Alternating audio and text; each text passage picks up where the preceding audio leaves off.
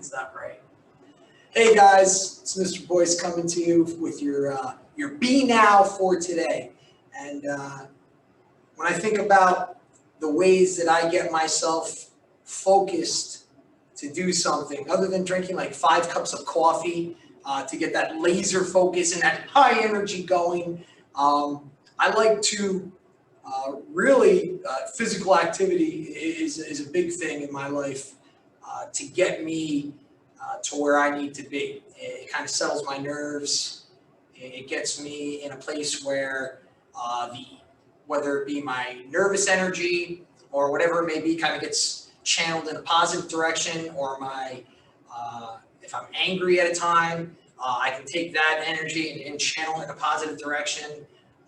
Whatever it may be, if I'm upset, those types of things, if I'm frustrated, it's all about channeling for me. And I've found throughout my life that exercise has helped me with that. Not that I'm exercising all the time, but I do make it a point to find times throughout the day, even when I'm sitting in front of a computer all day long, like you guys are doing right now.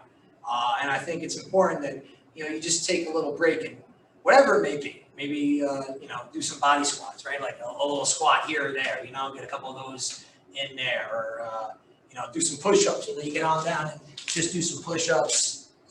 And just kind of just move. However you want to do it. I know that you guys have been probably doing some yoga or focused breathing and things of that nature, planking. All these things just to channel and focus and get yourself in that right place again. So for your Be Now, in my world, I would suggest a little bit of activity. So get up and move around and get yourself ready for this day. Have a great one. Jogging, please. A little jogging, Yeah, whatever it may be. Yeah, we can jog around. Yes, here we go. Yeah, jog around.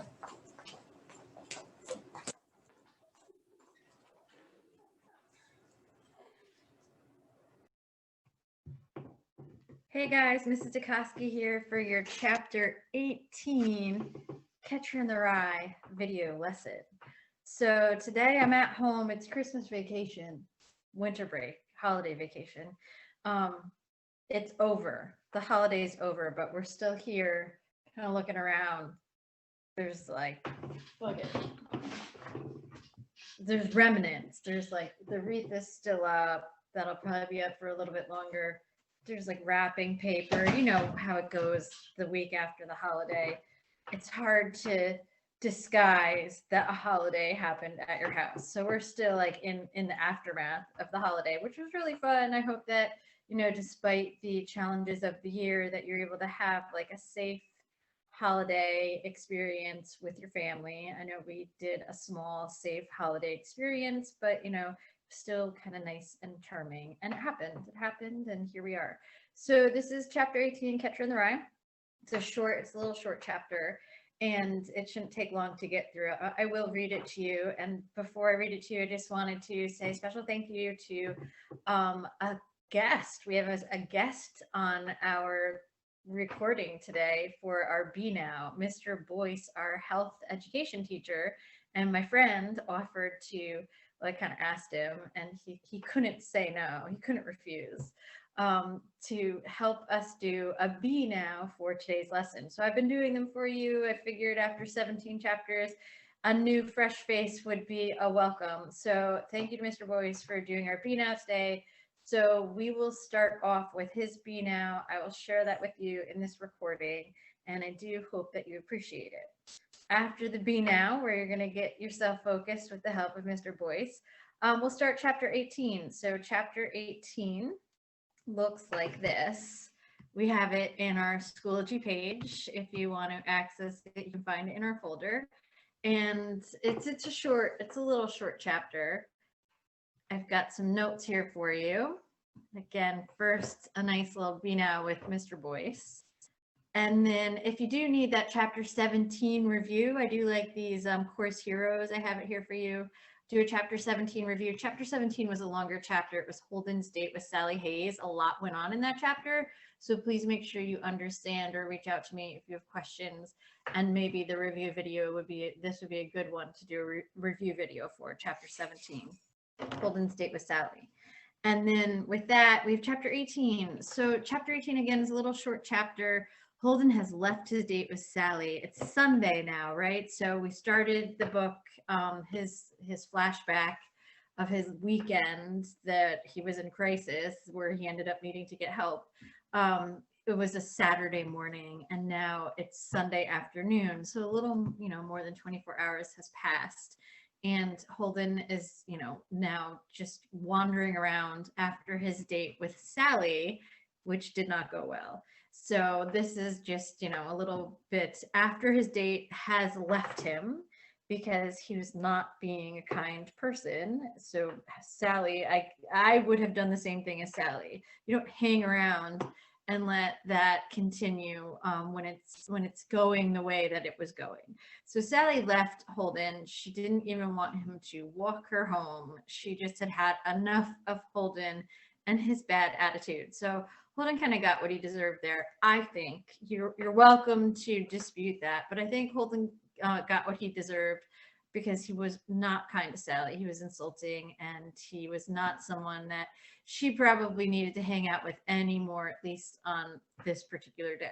So with that said, he's walking around by himself again, and he starts to, get in his head, in his thoughts. And we have him thinking about a variety of things, but he does kind of give us a nice full description, or a fuller description, of his brother DB.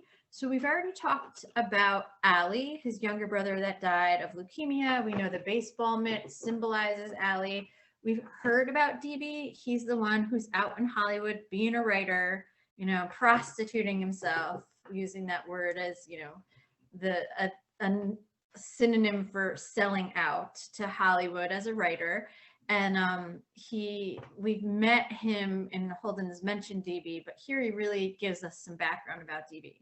And I'm going to call this a bit of a self-insertion. That's her literary technique that we'll focus on.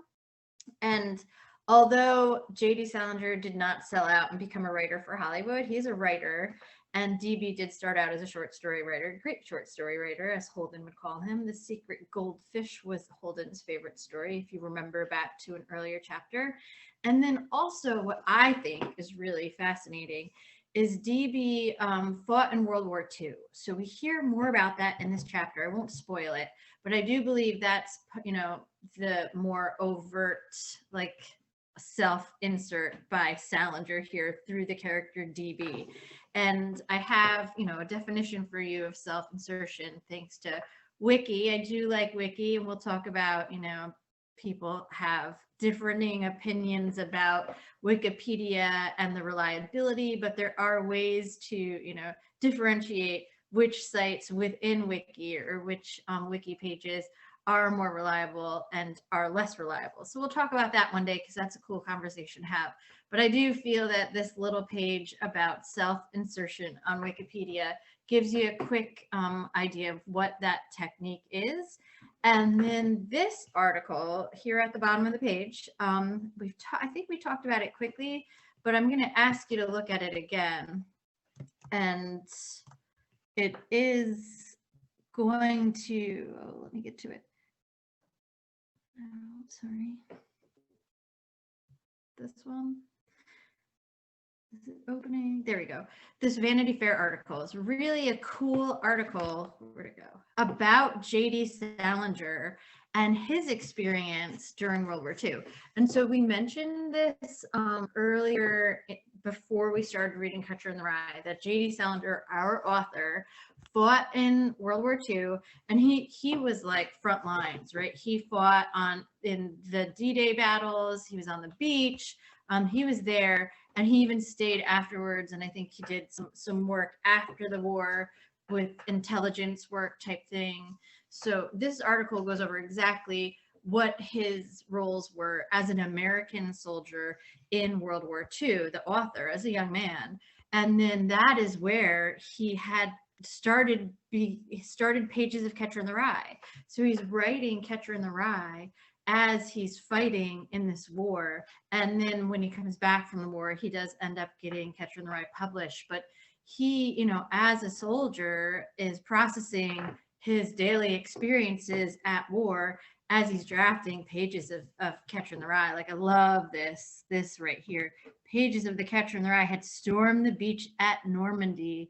They had paraded down the streets of Paris, been present at the deaths of countless soldiers in countless places, and been carried through the concentration camps of Nazi Germany. In bits and pieces, they had been rewritten, put aside, and rewritten again, and the nature of the story changing as the author himself was changed.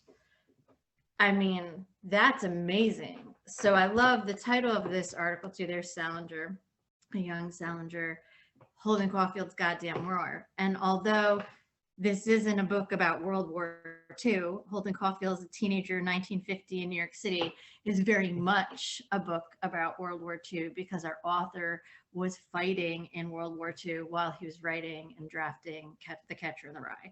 So I love this article. I think it's a piece of this story about J.D. Salinger and Catcher in the Rye that everybody should know. So do yourself a favor and check it out, and we can talk about it more. But with the character DB in this chapter, I do believe you can make some connections to this concept of author insert, all right, with this self-insertion. So we'll begin chapter 18 of Catcher in the Rye. Just find my PDF here.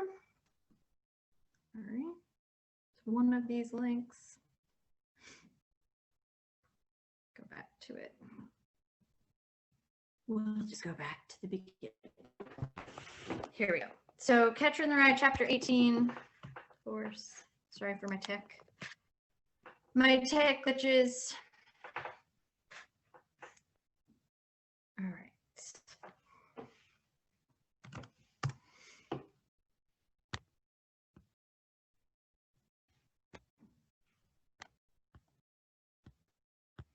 So here we are, chapter 18, following the chapter about Sally Hayes, starts at the bottom of, what page is this? Sorry. 72 in the PDF. All right, so here we go. Chapter 18. When I left the skating rink, I felt sort of hungry, so I went to this drugstore and had a Swiss cheese sandwich and a malted. And then I went in a phone booth. I thought maybe I might give old Jane another buzz and see if she was home yet. I mean, I had the whole evening free, and I thought I'd give her a buzzin'. If she was home yet, take her dancing or something somewhere. Never danced with her or anything the whole time I knew her. I saw her dancing once, though. She looked like a very good dancer. It was at the 4th of July dance at the club. I didn't know her too well then, and I didn't think I ought to cut in on her date. She was dating this terrible guy, Al Pike, that went to Kuwait. I didn't know him too well, but he was always hanging around the swimming pool. He wore those white laced lastex kinds of swim trunks, and he was always going off the high dive. He did the same lousy old half gainer all day long. It was the only dive he could do, but he thought he was very hot stuff.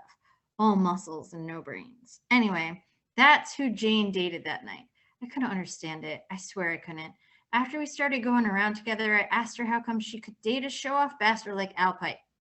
Jane said he wasn't a show-off. She said he had an inferiority complex. She acted like she felt sorry for him or something. And she wasn't just putting it on. She meant it. It's a funny thing about girls. Every time you mention some guy that's strictly a bastard, very mean or very conceited and all, and when you mention it to the girl, she'll tell you he has an inferiority complex. Maybe he has, but that still doesn't keep him from being a bastard, in my opinion. Girls, you never know what you're going to think. I once got this girl, Roberta Walsh's roommate, a date with a friend of mine. His name is Bob Robinson, and he really had an inferiority complex. You could tell he was very ashamed of his parents and all, because they said he don't and she don't and stuff like that, and they weren't very wealthy. But he wasn't a bastard or anything. He was a very nice guy. But this Roberta Walsh's roommate didn't like him at all. She told Roberta he was too conceited, and the reason she thought he was conceited was because he happened to mention to her that he was captain of the debating team. A little thing like that, and she thought he was conceited. The trouble with girls is, if they like a boy, no matter how big a bastard he is, they'll say he has an inferiority complex. And then if they don't like him, no matter how nice a guy he is, or how big an inferiority complex he has, they'll say he's conceited. Even smart girls do it. Anyway, I gave old Jane a buzz again, but her phone didn't answer. So I had to hang up. Then I had to look through my address book to see who the hell might be available for the evening. The trouble was, though, my address book only had about 3 people in it: Jane and this man, Mr. Antolini, that was my teacher at Elkton Hills, and my father's office number.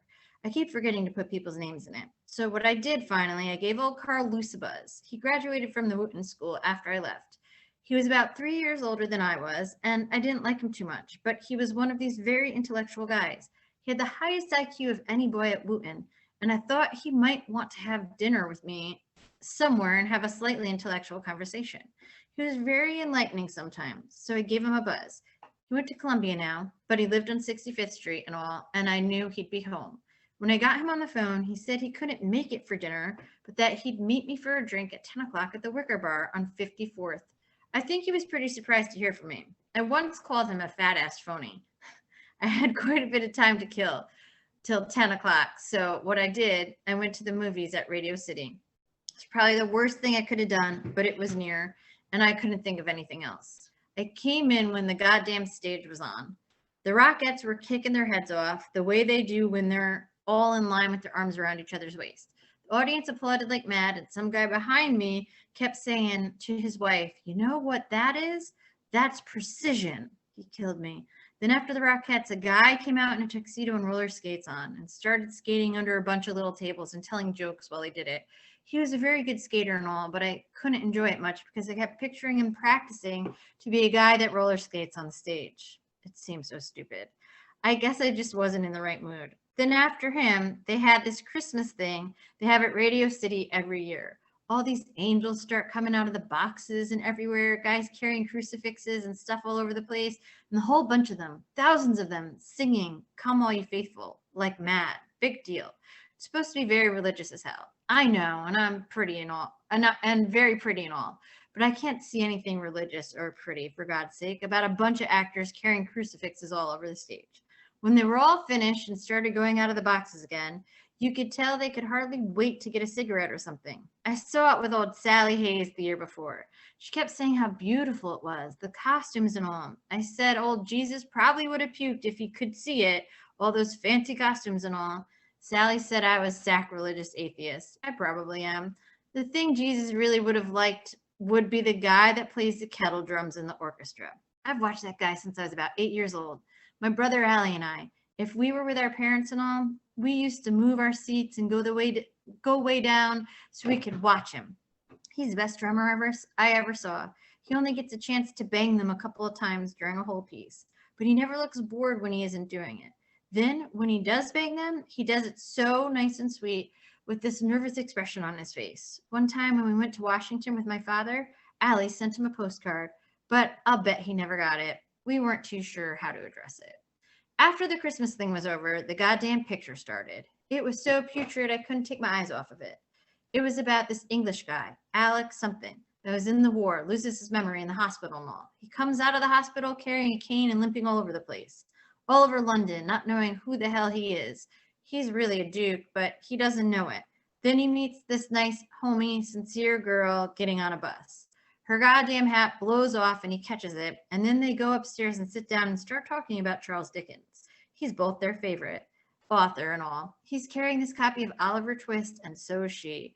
I could have puked. Anyway, they fell in love right away on account of their both being so nuts about Charles Dickens and all.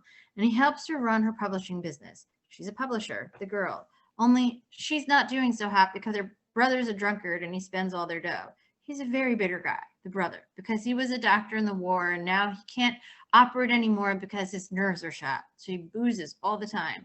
But he's pretty witty and all. Anyway, old Alec writes a book and the girl publishes it, and they both make a hatful of dough on it. They're all set to get married when this other girl, old Marcia, shows up. Marcia was Alex's fiance before he lost his memory, and she recognizes him when he's in the store autographing books. She tells old Alec he's really a duke and all, but he doesn't believe her and doesn't want to go with her to visit his mother-in-law. His mother's blind as a bat, but the other girl, the homey one, makes him go. She's very noble and all, so he goes, but he still doesn't get his memory back, even when his Great Dane jumps all over him and his mother sticks her fingers all over his face and brings him this teddy bear he used to slobber around with when he was a kid. But then one day, some kids are playing cricket on the lawn and he gets smacked in the head with a cricket ball. Then right away, he gets his goddamn memory back and he goes in and kisses his mother on the forehead and all. Then he starts being a regular Duke again and he forgets all about the homie babe and has the publishing business. That has the publishing business. I'd tell you the rest of the story, but I might puke if I did. It isn't that I'd spoil it for you or anything. There isn't anything to spoil, for Christ's sakes. Anyway, it ends up with Alec and the homie babe getting married, and the brother that's a drunkard gets his nerves back and operates on Alec's mother so she can see again, and then the drunkard brother and old Marcia go for each other. It ends up with everybody at this long dinner table laughing their asses off because the Great Dane comes in with a bunch of puppies. Everybody thought it was a male, I suppose, or some goddamn thing. All I can say is, don't see it if you don't want to puke all over yourself. The part that got me was there was a lady sitting next to me that cried all through the goddamn picture. The phonier it got, the more she cried. You'd have thought she did it because she was kind-hearted as hell. But I was sitting right next to her and she wasn't. She had this little kid with her that was bored as hell and had to go to the bathroom, but she wouldn't take him. She kept telling him to sit still and behave. She was about as kind-hearted as a goddamn wolf. You take somebody that cries their goddamn eyes out over phony stuff in the movies, and 9 times out of 10, they're mean bastards at heart. I'm not kidding.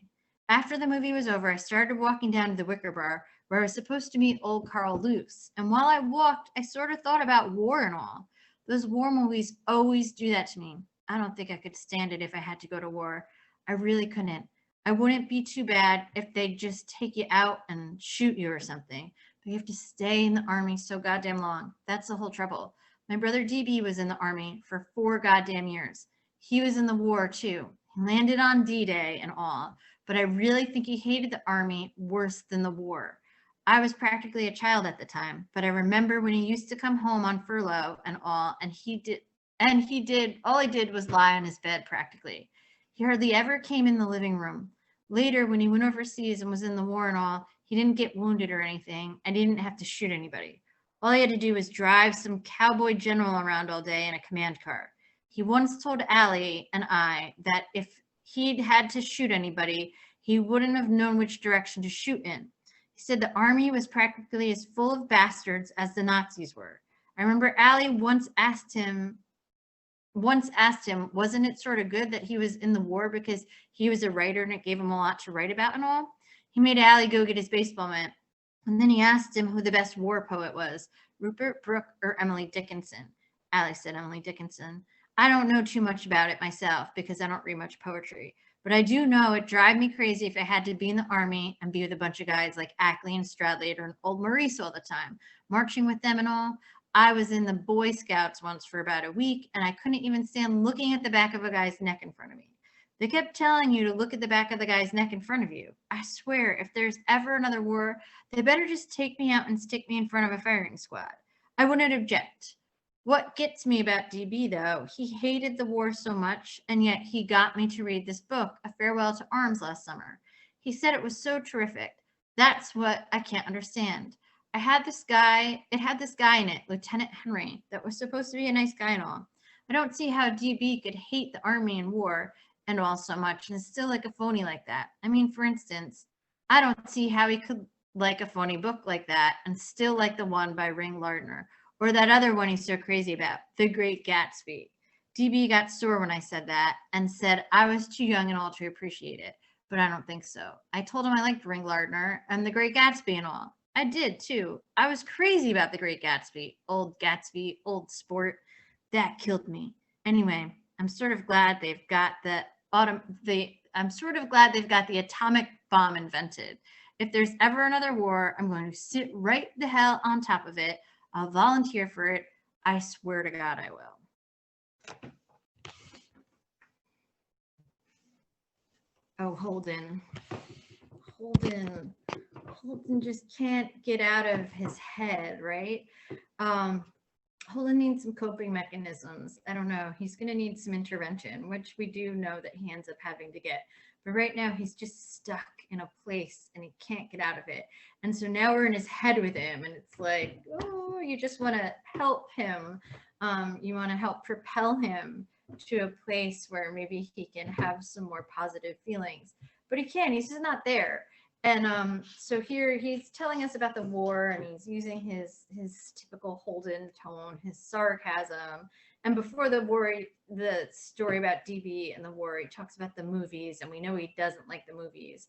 And so he's very pessimistic about the shows that he was seeing and thinking that they're also phony, and being kind of in his own pretentious world about that. But yeah, not able again to enjoy an experience. But I do believe that this chapter gives us some insight about Holden's brother DB, and that serves as like a bit of a springboard for us to get to know Salinger and the facts that he was a soldier in World War II while he was drafting parts of Catcher in the Rye. Right. So with that, that's chapter 18. We'll talk more, and I hope that you enjoyed our video and our special guest today, Mr. Boice. Okay, be well.